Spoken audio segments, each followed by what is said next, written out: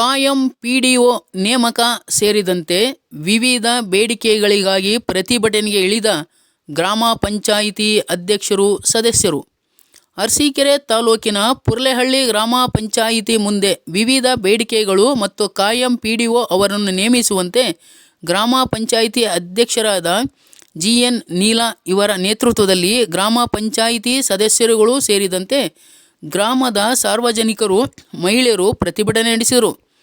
ಪ್ರತಿಭಟನೆಯನ್ನು ಉದ್ದೇಶಿಸಿ ಮಾತನಾಡಿದ ಗ್ರಾಮ ಪಂಚಾಯಿತಿ ಸದಸ್ಯರಾದ ಬ್ಯಾಡ್ರಳ್ಳಿ ಜಯರಾಮ್, ಈ ಹಿಂದೆ ಹಾಲಿ ಗ್ರಾಮ ಪಂಚಾಯಿತಿ ಅಭಿವೃದ್ಧಿ ಅಧಿಕಾರಿಯನ್ನು ವರ್ಗಾವಣೆ ಮಾಡಿಸಿದರೂ ಸಹ ಅವರು ಇಲ್ಲಿಂದ ಹೋಗಲಿಲ್ಲ.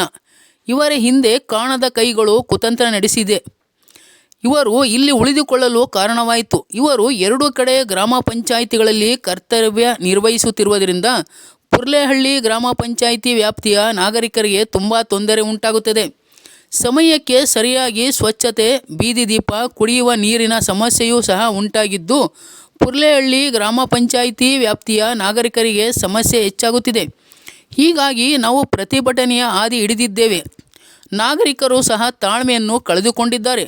ಕೂಡಲೇ ಜಿಲ್ಲಾ ಪಂಚಾಯತ್ ಹಾಸನ ಮುಖ್ಯ ಕಾರ್ಯನಿರ್ವಹಣಾಧಿಕಾರಿಗಳು ಹಾಗೂ ಅರಸೀಕೆರೆ ತಾಲೂಕು ಪಂಚಾಯಿತಿ ಕಡೆ ಅಧಿಕಾರಿಗಳು ಹಾಲಿ ಇರುವ ಪಿಡಿಒ ರವರನ್ನು ವರ್ಗಾವಣೆ ಮಾಡಿ ಕಾಯಂ ಪಿಡಿಒ ರವರನ್ನು ನೇಮಿಸಬೇಕಿದೆ ಎಂದು ಗ್ರಾಮ ಪಂಚಾಯಿತಿ ಸದಸ್ಯರಾದ ಬ್ಯಾಡ್ರಳ್ಳಿ ಜಯರಾಮ್ ಆಕ್ರೋಶ ವ್ಯಕ್ತಪಡಿಸಿದರು.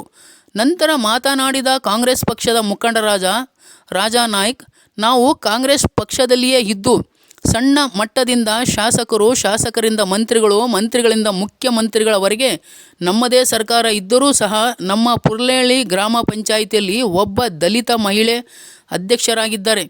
ಇವರು ಉತ್ತಮ ಅಧಿಕಾರ ನಡೆಸಲು ಬಿಡದೆ ಕೆಲವು ಕಿಡಿಗೇಡಿಗಳು ನಮ್ಮ ಗ್ರಾಮ ಪಂಚಾಯಿತಿ ವ್ಯಾಪ್ತಿಯಲ್ಲಿ ಕುತಂತ್ರದಿಂದ ರಾಜಕಾರಣ ನಡೆಸಿ ತೊಂದರೆ ನೀಡುತ್ತಿದ್ದಾರೆ.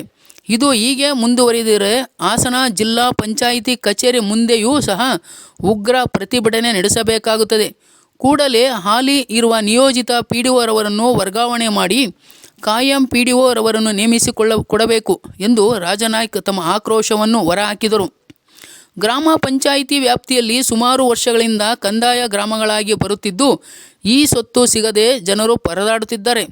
ಇದಕ್ಕಾಗಿ ಮಾನ್ಯ ಹಾಸನ ಜಿಲ್ಲಾ ಉಸ್ತುವಾರಿ ಸಚಿವರೂ ಆದ ಕೆ.ಎನ್. ರಾಜಣ್ಣನವರಿಗೂ ಮನವಿ ಸಲ್ಲಿಸಲಾಗಿದೆ. ಈ ಭಾಗದಲ್ಲಿ ಹಿಂದುಳಿದ, ದಲಿತ, ಬಡ ಕೂಲಿ ಕಾರ್ಮಿಕರೇ ಹೆಚ್ಚಾಗಿ ವಾಸಿಸುತ್ತಿದ್ದು ಸರ್ಕಾರ ಇದನ್ನು ಕೂಡಲೇ ಗಮನ ಹರಿಸಬೇಕು ಎಂದು ಪುರ್ಲೆಹಳ್ಳಿ ಗ್ರಾಮದ ಕಾಂಗ್ರೆಸ್ ಮುಖಂಡರಾದ ರಾಜಾ ನಾಯ್ಕ್ ತಿಳಿಸಿದರು. ಗ್ರಾಮ ಪಂಚಾಯಿತಿ ಸದಸ್ಯರುಗಳಾದ ನಟರಾಜ್, ರವಿನಾಯ್ಕ್, ದೇವಮ್ಮ, ಜಯರಾಮ್, ಶೀಲಾಬಾಯಿ, ಲತಾ, ಚಂದ್ರು, ರುಕ್ಮಿಣಿ ಬಾಯಿ ಉಪಸ್ಥಿತರಿದ್ದರು ಮತ್ತು ಗ್ರಾಮದ ಕೆಲ ಮಹಿಳೆಯರು ಕೂಡ ಪ್ರದರ್ಶನದಲ್ಲಿ ಭಾಗಿಯಾಗಿದ್ದರು. News bureau, Umesh B Y. ಪತ್ರಕರ್ತರು.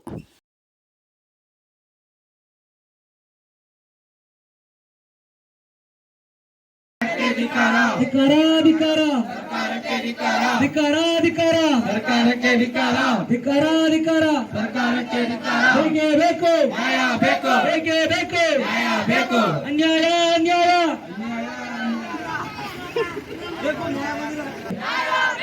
ಬೇಕೇ ಬೇಕು.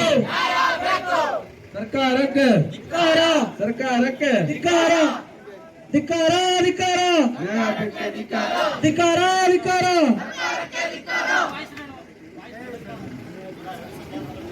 ನ್ಯಾಯ ಬೇಕು, ಬೇಕೇ ಬೇಕು. ನ್ಯಾಯ ಬೇಕು, ಬೇಕೇ ಬೇಕು. ನ್ಯಾಯ ಬೇಕು. ಧಿಕ್ಕಾರ, ಧಿಕ್ಕಾರ, ಸರ್ಕಾರಕ್ಕೆ ಧಿಕ್ಕಾರ, ಧಿಕ್ಕಾರ, ಬೇಕೇ ಬೇಕು. ಪಂಚಾಯತಿ ಒಬ್ಬರು ಬೇಕೇ ಬೇಕು. ಪಂಚಾಯತಿ ಒಬ್ಬರು. ಪುರ್ಲೆಹಳ್ಳಿ ಗ್ರಾಮ ಪಂಚಾಯತಿ ಅರಸೀಕೆರೆ ತಾಲೂಕು ವಿವಿಧ ಬೇಡಿಕೆ ಮತ್ತು ಸಮಸ್ಯೆಗಳ ಕುರಿತು ಈ ದಿನ ಅಧ್ಯಕ್ಷರು ಜಿ.ಎನ್. ನೀಲಾ ಹಾಗೂ ಸದಸ್ಯರುಗಳು ಸಮ್ಮುಖದಲ್ಲಿ ಹಾಗೂ ಸಾರ್ವಜನಿಕರ ಸಹಕಾರದಲ್ಲಿ ಇವತ್ತು ಈ ಒಂದು ದಿನ ಪ್ರತಿಭಟನೆಯನ್ನು ಹಮ್ಮಿಕೊಂಡಿದ್ದೀವಿ. ಆದರೆ ಅಧ್ಯಕ್ಷರು ಸವಿಸ್ತಾರವಾಗಿ ವಿಚಾರಗಳನ್ನ ಮಂಡಿಸಿದರು. ದಿನಾಂಕ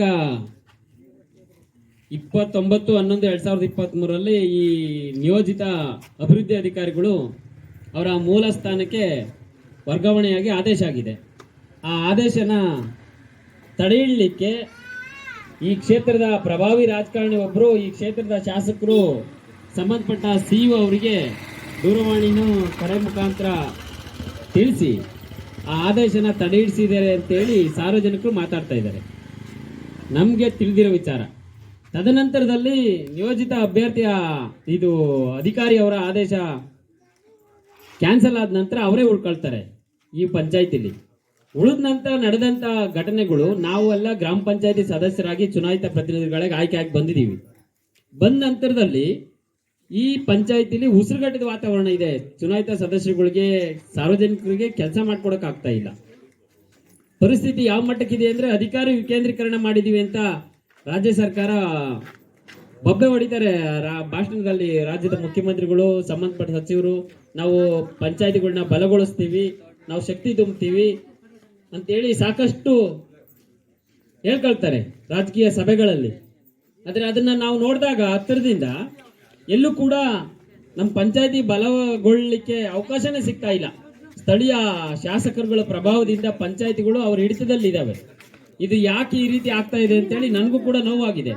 ಆದರೆ ಮೊನ್ನೆ ನಮ್ಮ ಗ್ರಾಮ ಪಂಚಾಯತಿ ಸದಸ್ಯರು, ಹರತ್ನಳ್ಳಿ ಗ್ರಾಮ ಪಂಚಾಯತಿ ಸದಸ್ಯರಿಗೆ ಈ ಕ್ಷೇತ್ರದ ಶಾಸಕರು, ಅವರು ದಲಿತರಿದ್ದಾರೆ, ಈ ದಲಿತರು ಈ ಭಾಗದಲ್ಲಿ ಗ್ರಾಮ ಪಂಚಾಯತಿ ಅಧ್ಯಕ್ಷರಾಗಿರೋದು ಇದೊಂದು ಪಂಚಾಯತಿಲಿ, ಅದು ಲಂಬಾಣಿ ಸಮುದಾಯದವರು ಇದ್ದಾರೆ ಅನ್ನೋ ಒಂದು ಪರಿಜ್ಞಾನ ಇಲ್ದಲೆ ಅವರನ್ನು ಏಕವಚನದಲ್ಲಿ ನಿಂದಿಸ್ತಾರೆ. ಕಾರಣ, ಈಗ ನಮ್ಮ ಅಧ್ಯಕ್ಷ ಹೇಳಿದ್ರು, ನಾನು ಕಾಂಗ್ರೆಸ್ ಪಕ್ಷದ ಕಟ್ಟಾಳು, ನಾವು ಭಾರತ್ ಜೋಡೋ ಯಾತ್ರೆಗೆ ಹೋಗಿದ್ವಿ, ಎತ್ತಿನೊಳೆ ಹೋರಾಟಕ್ಕೆ ಹೋಗಿದ್ವಿ, ಎಲ್ಲದಕ್ಕೂ ಹೋಗಿದ್ದಾರೆ. ಆದ್ರೆ ಇವ್ರನ್ನ ಅಧ್ಯಕ್ಷರಾಗಿದ್ದಕ್ಕೆ ಈ ಕ್ಷೇತ್ರ ಶಾಸಕರು ಸಹಿಸ್ಕೊಳ್ಳೋದಲ್ಲ. ಅಂದ್ರೆ ಇದರ ಅರ್ಥ ಏನು? ಈ ಭಾಗದ ಅಧ್ಯಕ್ಷರನ್ನ ಮಲ್ತಾಯಿ ಮಕ್ಕಳು ಅನ್ನೋ ರೀತಿಯಲ್ಲಿ ನೋಡ್ತಾ ಇದ್ದಾರೆ. ಶಾಸಕರು ಒಬ್ರು ಸದಸ್ಯರನ್ನ ಮತ್ತೆ ಅಧ್ಯಕ್ಷರನ್ನ ಏಕವಚನದಲ್ಲಿ ನಿಂದಿಸ್ತಾರೆ ಅಂದ್ರೆ ನಮಗೂ ಕೂಡ ಅದು ನೋವು ತಂದಿರೋ ವಿಚಾರ. ಈ ಕ್ಷೇತ್ರದ ಶಾಸಕರು ಗೌರವಾನ್ವಿತ ಶಾಸಕರು ಅಂತ ನಾವು ಕೂಡ ಭಾವಿಸಿದೀವಿ. ಆದ್ರೆ ಅವರು ಏಕವಚನದಲ್ಲಿ ನಿಂದಿಸ್ತಾರೆ ದಲಿತ ಸಮುದಾಯದವ್ರನ್ನ ಅಂತ ನಾನು ಇಲ್ಲಿವರೆಗೂ ತಿಳಿದಿರ್ಲಿಲ್ಲ. ಯಾಕೆಂದ್ರೆ ಕಳೆದ ಎಲ್ಲ ಚುನಾವಣೆಗಳಲ್ಲಿ ಅಹಿಂದ ವರ್ಗದವರು, ದಲಿತ ಸಮುದಾಯದವರು, ಅಲ್ಪಸಂಖ್ಯಾತರು ಎಲ್ಲರೂ ಮತಗಳನ್ನ ನೀಡಿದ್ದಾರೆ ಅವರು ಶಾಸಕರಾಗ್ಲಿಕ್ಕೆ. ಅವರು ಈ ಸಂದರ್ಭದಲ್ಲಿ ಅದನ್ನೆಲ್ಲ ಮನಗಂಡು 4 ಬಾರಿ ಆಯ್ಕೆ ಆಗಿದ್ದಾರೆ. ಅವರ ಆಯ್ಕೆಗೆ ಯಾರು ವಿರೋಧನೂ ವ್ಯಕ್ತಪಡಿಸಿಲ್ಲ. ಆಯ್ಕೆ ಆದ ನಂತರ ಈ ದಲಿತ ಸಮುದಾಯದವರಿಗೆ ಅವಮಾನ ಮಾಡೋದಿದೆಯಲ್ಲ, ಇದು ಎಷ್ಟು ಮಟ್ಟಿಗೆ ಸರಿ ಅಂತೇಳಿ ನಾನು ಒಬ್ಬ ಜನತೆಯಿಂದ ಆಯ್ಕೆ ಆಗಿರೋ ಚುನಾಯಿತ ಪ್ರತಿನಿಧಿಯಾಗಿ ನಾನು ಅವ್ರನ್ನ ಕೇಳ್ತಾ ಇದ್ದೀನಿ. ಇದು ಒಳ್ಳೆ ಬೆಳವಣಿಗೆ ಅಲ್ಲ ಶಾಸಕರಿಗೆ. ಅವ್ರ ನಾಲ್ಗೆನ ಹರಿಬಿಡ್ತಕ್ಕಂಥದ್ದು ಒಳ್ಳೇದಲ್ಲ. ಮುಂದಿನ ದಿನಗಳಲ್ಲಿ ಅವ್ರು ಏನ್ ಬೇಕಾದ್ರೂ ಆಗ್ಬಹುದು. ಆದ್ರೆ ಅವ್ರ ಕೈ ಹಿಡಿದು ಕಷ್ಟ ಕಾಲದಲ್ಲಿ ಆಯ್ಕೆ ಮಾಡಿ ಗೆಲ್ಲಿಸಿದಂತ ಪ್ರಜೆಗಳಿಗೆ, ಸದಸ್ಯರಿಗೆ, ಅಧ್ಯಕ್ಷರಿಗೆ ಅವಮಾನ ಮಾಡ್ತಕ್ಕಂಥದ್ದು ಎಷ್ಟು ಸರಿ ಅಂತೇಳಿ ನಾನು ಕೇಳ್ತೀನಿ. ಪಂಚಾಯಿತಿ ಅಧಿಕಾರದಲ್ಲಿ ಶಾಸಕರ ಪಾತ್ರ ಏನು? ಏನೂ ಇರಲ್ಲ. ಅವ್ರು ಪದೇ ಪದೇ ಅಧಿಕಾರಿನ ಇಲ್ಲಿ ಉಳಿಲಿಕ್ಕೆ ಹಿಂಬಾಗ್ಲಿಂದ ಒತ್ತಡ ಹಾಕ್ಸಿದ್ದಾರೆ ಅನ್ನೋ ಸಾರ್ವಜನಿಕ ಚರ್ಚೆಯಲ್ಲಿ ಇವ್ರು ಯಾಕೆ ಬರ್ತಾ ಇದ್ದಾರೆ? ಹಾಗಾದ್ರೆ ಇವ್ರಿಗೂ ಪಂಚಾಯತಿ ಅಧಿಕಾರಕ್ಕೂ ಏನ್ ಸಂಬಂಧ ಇದೆ? ಇವ್ರ ಹಸ್ತಕ್ಷೇಪ ಯಾಕೆ ಇರಬೇಕು ಪಂಚಾಯತಿಲಿ? ಇಲ್ಲಿ ಅವ್ರ 19 ಜನ ನಿರ್ಣಯಗಳು ಗ್ರಾಮ ಸರ್ಕಾರವನ್ನ ನಡೆಸಲಿಕ್ಕೆ ಸಂಬಂಧಪಟ್ಟನ್ನ ಚರ್ಚೆಗಳನ್ನ ಮಾಡ್ತಾರೆ. ಆದ್ರೆ ಅಧಿಕಾರಿ ಒಬ್ಬರನ್ನ ಮುಂದಿಟ್ಕೊಂಡು ಈ ರೀತಿ ಆಡಳಿತನ ಕಸಿತಕ್ಕಂಥ ಕೆಲಸವನ್ನ ಅವರು ಮಾಡ್ತಕ್ಕಂಥದ್ದು ಸರಿಯಲ್ಲ. ಆದ್ರೆ ಈ ಭಾಗದಲ್ಲಿ ನಿಯೋಜಿತ ಅಧಿಕಾರಿಯಾಗಿರ್ತಕ್ಕಂಥ ಶಾರದಮ್ಮ ಅವ್ರನ್ನ ಕಾಯಂ ಆಗಿ ನೇಮಿಸಬೇಕು. ಇಲ್ದ ಹೋದ್ರೆ ಅವ್ರನ್ನ ಅವರ ಮೂಲ ಸ್ಥಾನಕ್ಕೆ ವರ್ಗಾಯಿಸಿ ಕಳಿಸಬೇಕು ಅಂತ ಹೇಳಿ ನಾವು ಈ ಮೂಲಕ ಸರ್ಕಾರಕ್ಕೆ ತಿಳಿಸೋದ್ರ ಜೊತೆಗೆ ಸಾರ್ವಜನಿಕರಿಗೆ ಒಂದು ವಿದ್ಯುತ್ ಮೀಟರ್ನ ಅಳವಡಿಸ್ಕೊಳ್ಳಿಕ್ಕೆ ಇವತ್ತು ಸಮಸ್ಯೆಗಳು ಆಗ್ತಾ ಇದೆ. 1 ವಾರ ಕಾಲಾವಕಾಶ, ಒಂದು 10 ನಿಮಿಷಕ್ಕಾಗ ಕೆಲಸ 1 ವಾರ ಕಾಲಾವಕಾಶ ತಗೊಳ್ತಕ್ಕಂಥ ಕೆಲಸ ಆಗಿದೆ. ಇನ್ನ ಈ ಸ್ವತ್ತಿಗೆ ಸಂಬಂಧಪಟ್ಟಂಗೆ ಸರ್ಕಾರ ಇತ್ತೀಚಿನ ದಿನಗಳಲ್ಲಿ ಮಾನದಂಡನ ಇಂತಿಷ್ಟು ದಾಖಲೆಗಳನ್ನ ಸಾರ್ವಜನಿಕರು ಸಲ್ಲಿಸಬೇಕು ಅಂತೇಳಿ ಪರಿಷ್ಕರಣೆ ಆದೇಶ ಹೊರಡಿಸಿದೆ. ಅದರಲ್ಲೂ ಕೂಡ ಬಹಳ ತಾಂತ್ರಿಕ ಸಮಸ್ಯೆಗಳು ಇರುವುದರಿಂದ ಅವರು ಮಾಡೋದು ತಪ್ಪಾಗಿದೆ. ಅದು ಕೂಡ ಸಮಸ್ಯೆ ಆಗಿದೆ. ಅದಲ್ಲದೆ JJM ಈಗ ಸಾಕಷ್ಟು ಜನ ಈ ಭಾಗದಲ್ಲಿ ಸುಮಾರು 19 ಹಳ್ಳಿಗಳು ಬರ್ತಾ ಇದೆ.